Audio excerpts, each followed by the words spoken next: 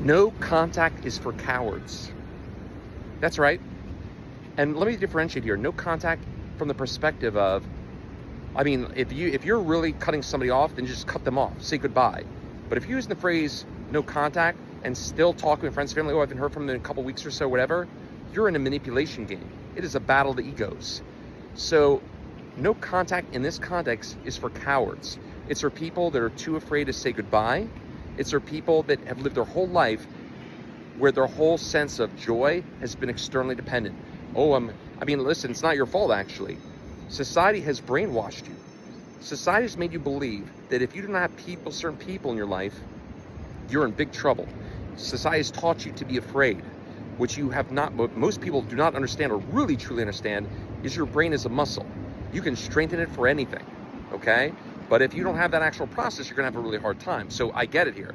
But bottom line is, no contact is for cowards. It's for people that are too afraid of what might happen if that other person tells them something they don't want to hear.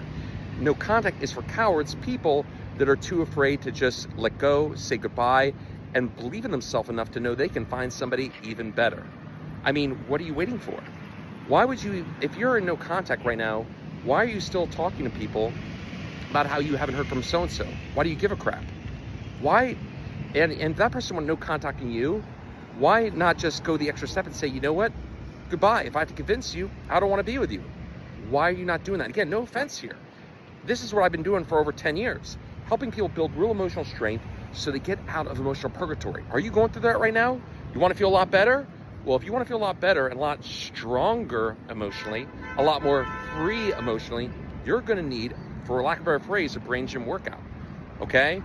Get off the couch. It's time to get off the counselor's couch here and get back into your life. But no contact is for cowards. People that are too afraid to just say goodbye. Why are you afraid? You'd also be afraid of the bully at school if you never worked out or lifted weights before. You'd also be afraid in many situations if you were physically inferior to other people. If you're finding yourself at the mercy of emotional situations, that's because you haven't strengthened your brain.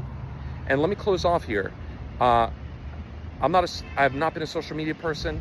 I'm really making like on a rampage here. Super passionate about this here. Even if you don't work with me, there is too much nonsense out there. As a matter of fact, the other day I was listening to a guy talking about how there's different types of no contact. There's no contact. There's active no contact. Oh my God, he's mind screwing with people. Why not just say goodbye?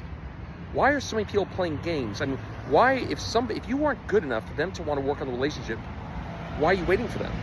If they need convincing, why are you waiting for them? Why are you too afraid to say goodbye? Now, the answer is simple, actually.